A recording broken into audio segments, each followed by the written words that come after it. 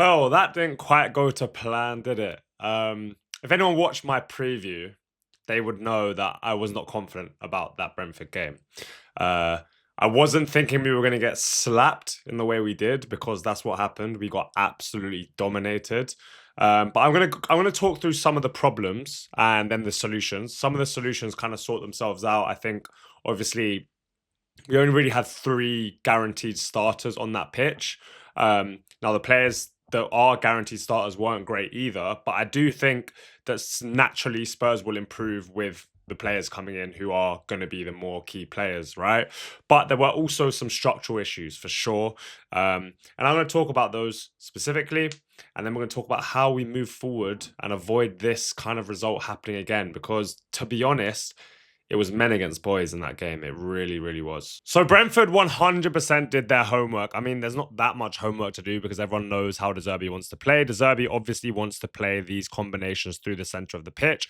And Brentford hugely limited that ability for De Zerbi. So they pressed man to man. But what was the key kind of part of this is the wingers. And I kind of spoke about this in a video I made maybe 3 videos ago where I talked about some of the problems that De Zerbi might face this season. The wingers are not going tight to the fullbacks, right? They are more worried about this central area. Also, the strikers, or Jensen was playing in the 10, they are not locking onto the centre backs until they get the ball right. Because if they move, let's say like that, it's going to allow that pass into midfield. And that is the ideal pass for De Zerbi, right? So they're almost starting like this, one in front, one behind of the midfielders. Then once the ball moves out like this, then they're able to go. But this is kind of not on, and then the winger will go as well. But their starting position is very much just make sure nothing goes through that center of the pitch, and then they can move out. So basically, what was spare for Spurs was the fullbacks, for a bit, right? So if Kinski chips this over to Robertson, for example, obviously it's going to take slightly longer for this winger to come over if he's not already close, right? Because he's starting in a more narrow position. So the fullbacks were open, but also they really committed, right? So once this happened, let's say we play to Van Hecke here, it was a very aggressive press, right? And what this means is that kind of what De Zerbi wants in a way is like a lot of players are committed into this area. And so what becomes a viable option is playing over the press, right? Now, we didn't do this well enough at all. And part of this is a personnel thing. If we just hide Brentford for a minute, you've got these four, right? Ball retention, barring maybe Mikey Moore, who struggled in this game with the intensity, I thought, is not their strong point. And so playing into this front line, Mikey Moore was tentative. I thought Tell on the day was our best attacker, but still inconsistent with whether he was able to retain the ball. And then these two together, Christ, that like just not a non-factor in having an option to play long, right? And if Brentford are going to do that and play really aggressively, I think having the option to go and do this is a really, really important one, because what it does, it not only can be dangerous in itself, right? So let's say Mohammed Kudus is on the pitch now.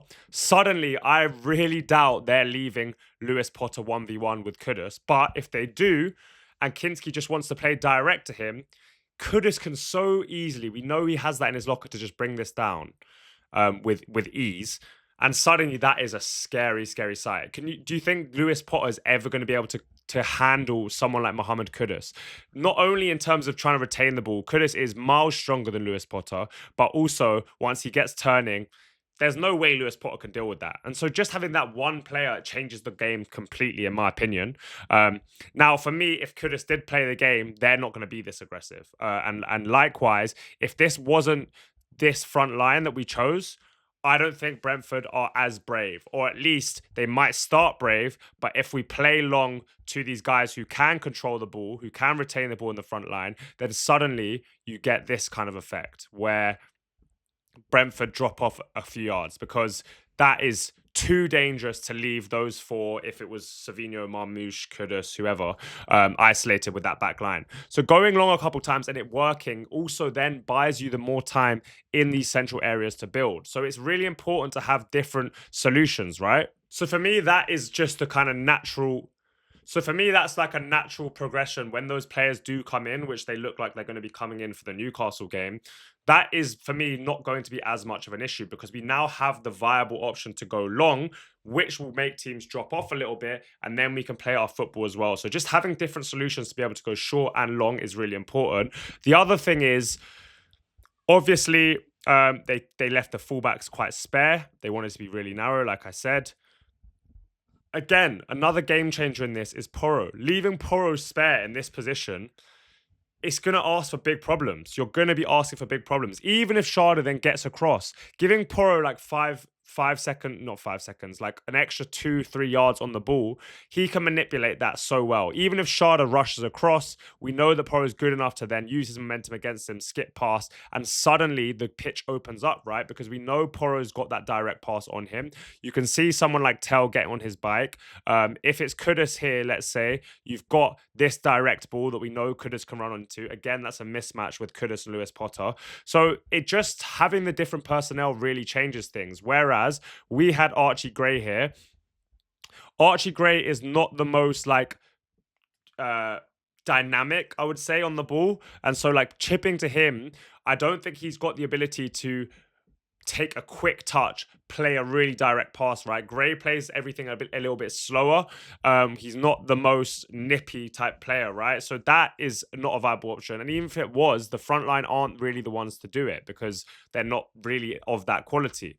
So that is just another personnel issue, right? I think Porro massively changes that game because it allows us another solution to get out of this really narrow press because you don't want to leave someone like Porro on his own. That's another one, right? So again, this is personnel issues for me. Now, part of a structural issue that I think we could have done a lot better, right? So often, Richarlison and Gallagher would drop into this again to kind of attract the space, to attract the defenders, sorry. And what that left was this really big space here. I did not see enough of these types of runs from Tell and Mikey Moore. Or if it worked better, you could have had Moore moving into this position and Gallagher making runs beyond to kind of try and pull their shape apart. But the front line was too static, right?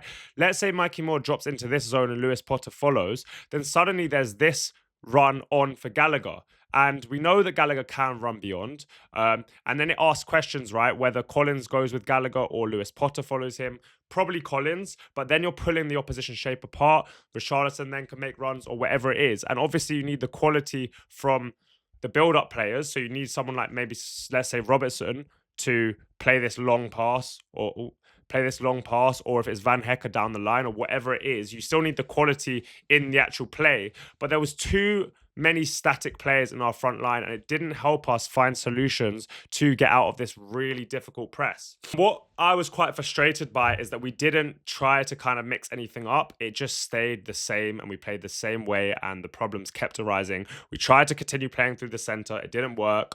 I thought that maybe we could have used Robertson a bit better. He has a bit of quality on him. But again, the front line was really, really an issue. Now, defensively, I'm going to come on to because this was our other major issue, in my opinion. Now, defensively, this is not a back four that can ever play again together, in my opinion. It just can't play together. In the Premier League, the lack of pace in this back line, pace, dueling ability, even strength, I thought all four of them got bullied at times. I thought this was a horrible performance from the back four. Mainly on this right side, I thought this was the issue. I thought the left side was slightly better. I thought Senesi improved during the game, pretty much when the game was over. Van Hecker, I am worried about Van Hecker. I really am. And I know it's early, but I had these concerns before the season started. When I've watched him at Brighton, I think he's quite clunky. I do think he's quite a clunky defender. Now, there's a lot to like him on the ball. He plays in the right way for the De Zerbi system. But when you're that aggressive and you're that off with your timing, I'm a little bit concerned around him. Now, I thought Senesi grew into the game, and let's remember that Senesi can play right centre-back. We know that Van der Ven's going to be first choice. So there is players there. There's Danso as well, who I would have started in this game. There's absolutely no reason for me that you had to start Danso. Now, hindsight's easy to say this, and I probably did say it before the game because I always thought this back four with Van Hecker was too slow. Danso at least allows you to compete physically because what Brentford did, they didn't just hoof it, but they did attract the press, play out. Sharda kind of dropped a little bit deeper, which pulled Gray out a lot of the time. Mikey Moore was kind of locking on to the outside centre back at times, and Gray was kind of split in between this position. But what Sharda did well is kind of drop in deep, which opened up this channel for Igor Thiago. Let me put Van Hecke back in.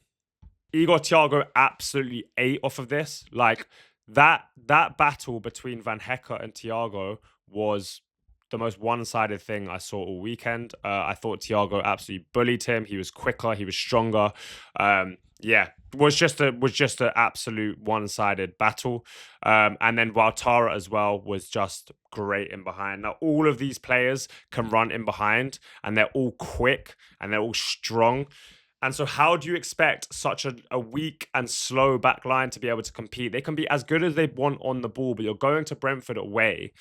There's absolutely no excuse to have a back four like this. And I know they're not fit either. And I wanna just make sure people give the team a little bit of the benefit of the doubt, because our preseason has been an absolute mess. Again, no fault of, all of the fault lies on the club with that. I thought the jet lag, all of those things, just the rubbish preseason has obviously crept into this game.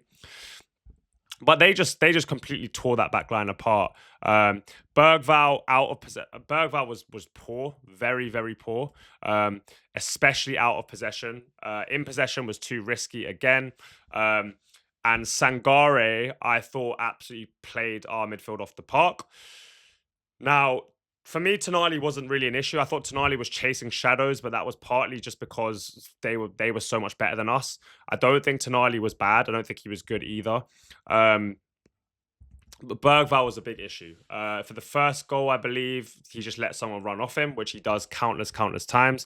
His IQ just isn't quite there yet. And it's fine. He's a young player. I don't think we need to all panic around him. I just don't think he's ready. And I don't think we can allow him to start these games in the Premier League where everyone is so unforgiving. Like, the Premier League is so stressful because you cannot get away with this stuff. You just can't get away with any of this stuff. Final point I want to make is that I thought Mateus Fernandes came on and changed the game-ish. Just got us that control back. And that is, again, what we're missing.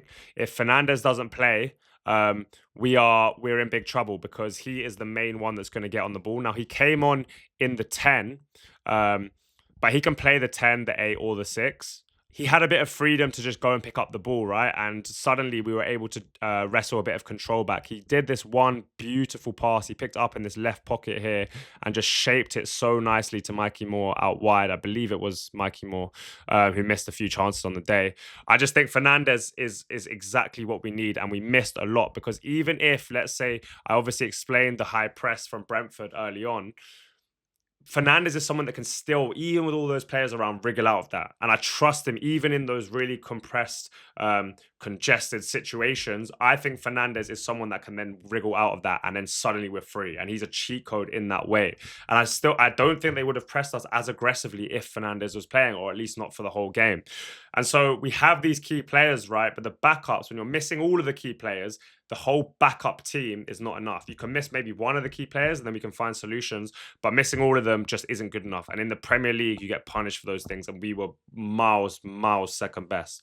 So those are kind of some solutions and some hope, I guess, because when the first team is here, it's not going to be like that. Teams are going to try and press us in that narrow way, but we have solutions with Porro, Kudus, Savinho, Marmoush, if he joins, is better at linking play than Richarlison. Mateus Fernandes can take it in the chaos. So I'm not worried, but that was a bad showing, and De Zerbi deserves some criticism for that back line. I think that back line, the front line, he didn't have much else. The back line, I would have had Danso in there at minimum. If Udogie was fit, I would have had Udogie. We just needed more pace and strength in that back line, and I thought all four of them struggled physically and athletically.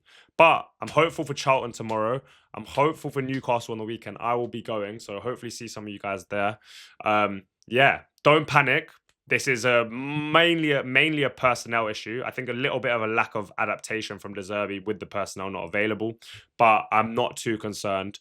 There are solutions, so stay positive and come on, you Spurs. Make sure you subscribe as well. I always forget to say that. I don't forget to say that, but I forgot to say that. Thank you.